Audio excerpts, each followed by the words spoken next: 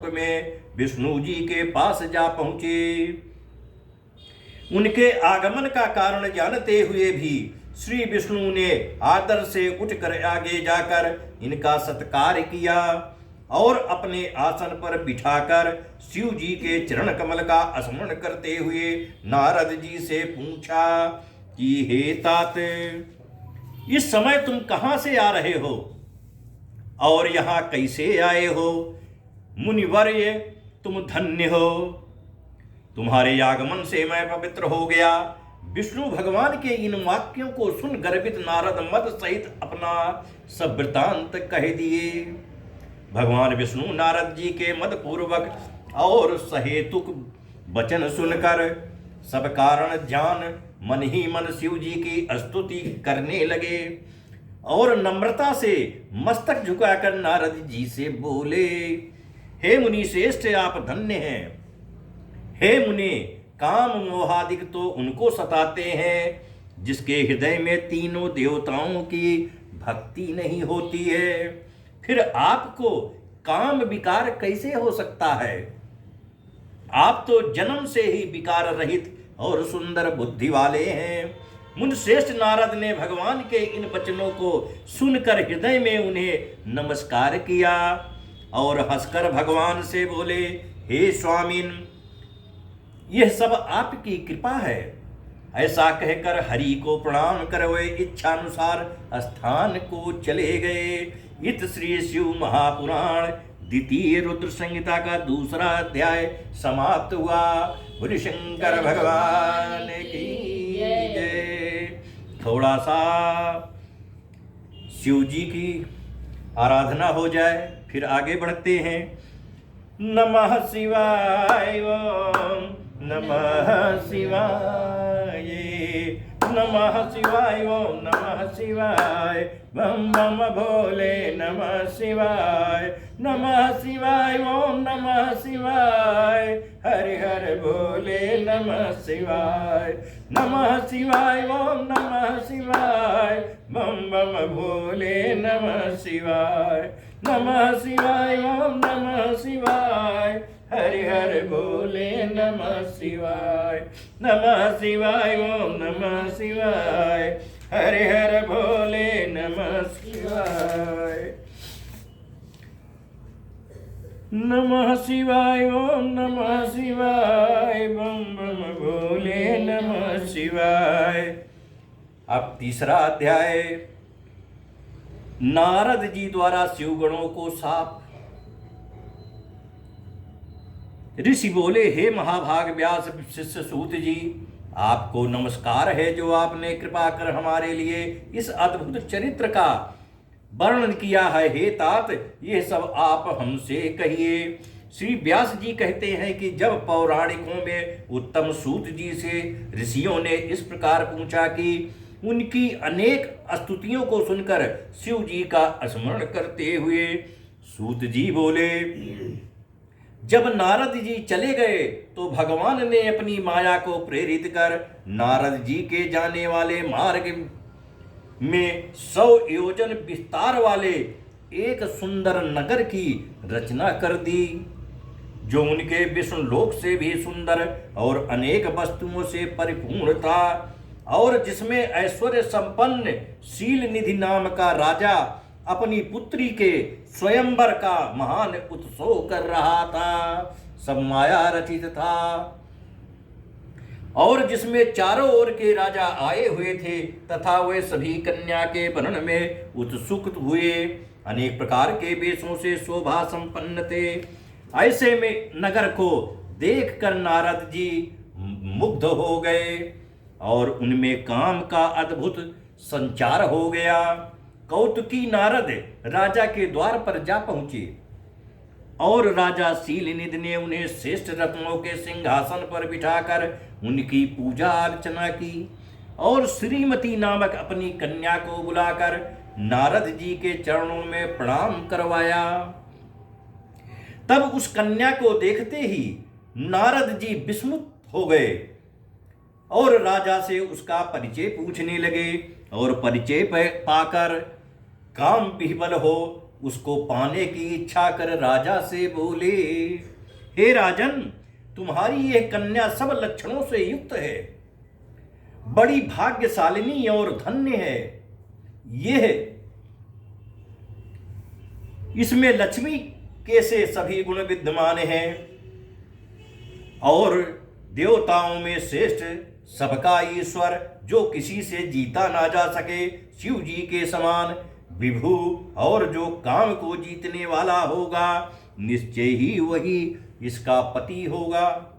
ऐसा कहकर नारद जी राजा को आज्ञा देकर शिव माया से मोहित स्वेच्छापूर्वक वहां से चल दिए और मन में विचारने लगे कि इसको स्वयंवर में किस प्रकार प्राप्त करूं तथा यह सब राजाओं को छोड़ अकेले मेरा ही वरण कैसे करेगी। स्त्रियों को प्रायः सुंदरता ही अत्यंत प्रिय होती है, जिसे देखकर स्त्रियां प्रसन्न हों निसंदेह उसके बस में आ जाती हैं।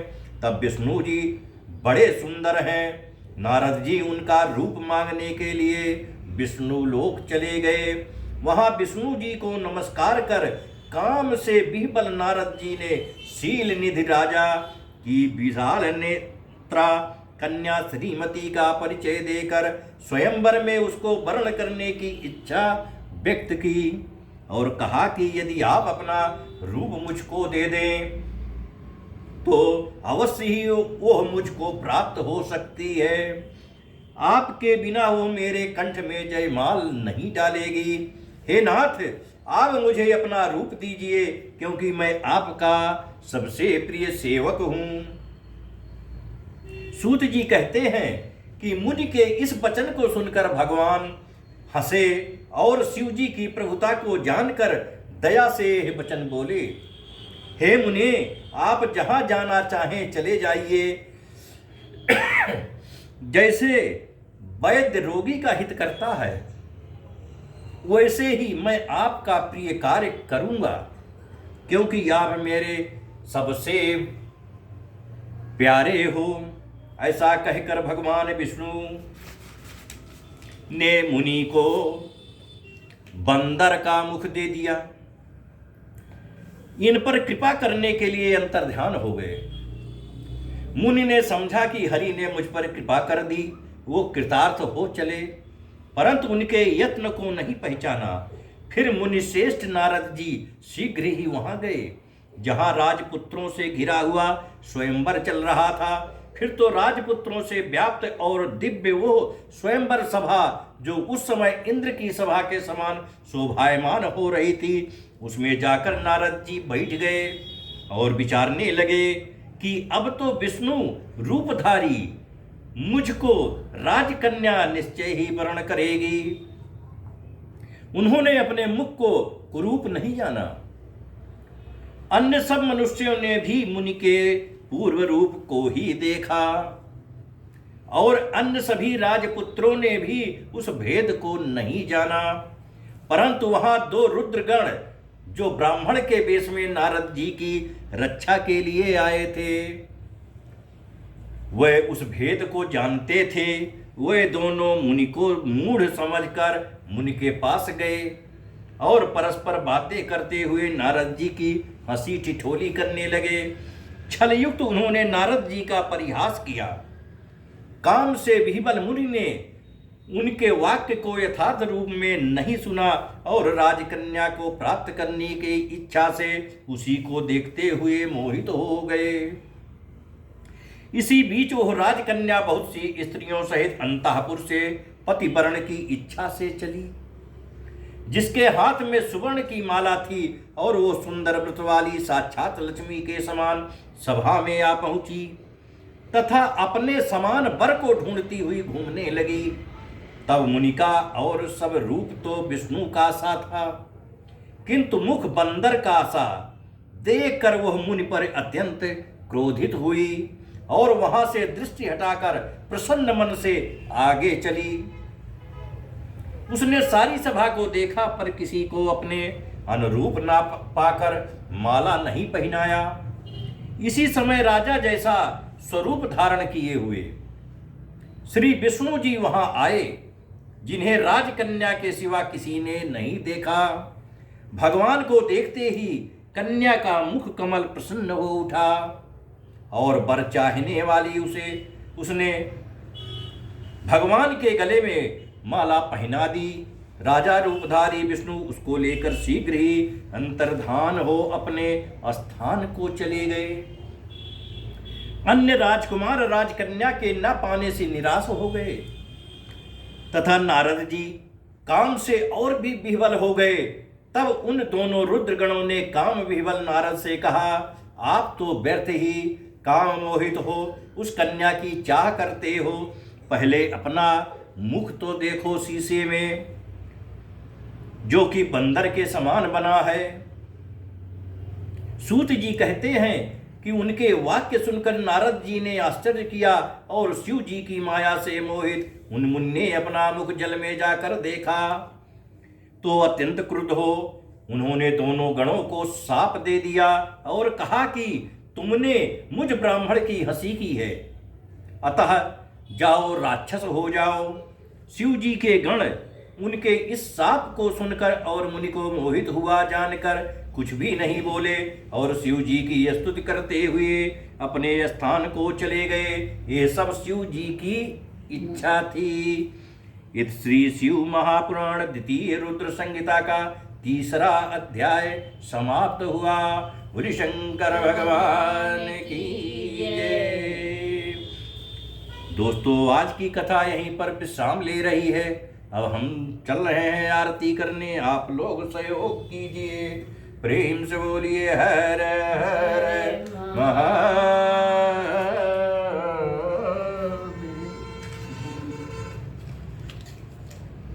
ओम चंद्रमा मनसो जात गच्छो सूर्यो जायता ऋणिषुमामिन्यायता ओम हिमालयाय नमः महामहिम सिद्धिदा ओम शरणमतु ओम जय शिवंकारा ओम जय शिवंकारा ब्रह्मा विष्णु सदाशिव अर्धांगीरारा एकानन चतुरानन पंचानन राजे हंसासन गरुणासन विषवाहन साजे दो भुज चार चतुर्भुज दस भुज ते सोहे त्रिगुण रूप निरखते त्रिभुवन जन मोहे अजमाला बनमाला मुंडमाला धारी त्रिपुरारी घनसारी करमाला धारी श्वेतांबर पीतांबर बाघांबर अंगे सनकादिक ब्रह्मादिक भूतादिक संगे करमध्य कमंडल चक्र त्रिशूल करता जग हरता जग पालन करता ब्रह्मा विष्णु सदा शिव जानत अविवेका गुणवाचर के मध्य ये तीनों एका त्रिगुण शिव जी की आरती जो कोई नर गावे काद शिवानंद स्वामी शिव सुख संपत्ति मन वांछित फल पावे। ओम जय शिव ओंकारा ओम जय शिव ओंकारा कर्पूर गौरम करुणावतारम संसार सारम भुजगेन्द्रहारम सदा वसंतम हृदयारविंदे भवं भवानी सहितं नमामि। ओम आवाहनं न जानामि विसर्जनं पूजां च न जानामि नमः परमेश्वर मंत्रहीनं क्रियाहीनं भक्तिहीनं सुरेश्वरा यदि पूजितं मया देव प्रसीद परमेश्वरा। जो गलती भई हो पूजन में क्षमा कर दीजिए, जान अजान अबोध बालक दया कर दीजिए। श्री शिव शरणम श्री शिव शरणम श्री शिव शरणम श्री हरि शरणम श्री हरि शरणम श्री हरि शरणम। ओम गोविंदाय नमो नमः ओम मृत्युंजय नमो नमः ओम अघोराय नमो नमः ओम इंद्राय नमो नमः। नमः शिवाय भोले नमः शिवाय। दोस्तों, आपको ये कथा कैसी लग रही है अपना कमेंट अवश्य कीजिए। ये बड़ी अलौकिक और दिव्य कथा है। हमने पहले भी कहा था, फिर से बार बार दोहरा रहा हूँ कि ये दोबारा कथा सुनने को आप या तो हमारे YouTube चैनल को देखेंगे तब सुनने को मिलेगी, या तो आप स्वयं पढ़ेंगे तब सुनने को मिलेगी। विश्व में दोस्तों ये पहली बार अभी आपने रामचरितमानस की शुद्ध कथा शुद्ध हिंदी में अर्थ सहित सुना, जो YouTube पर उपलब्ध है। कहीं से भी कोई भी प्रसंग आप सुन सकते हैं। उसी प्रकार ये शिव पुराण की महाकथा भी YouTube चैनल पर अपलोड की जा रही है। आप प्रत्येक प्रसंग को कभी भी किसी भी समय सुन सकते हैं। उसको सुनिए, महादेव में आस्था कीजिए। भगवान बाबा भोलेनाथ विश्वेश्वर आप सभी का कल्याण करेंगे। प्रेम से बोलिए हर हर महादेव।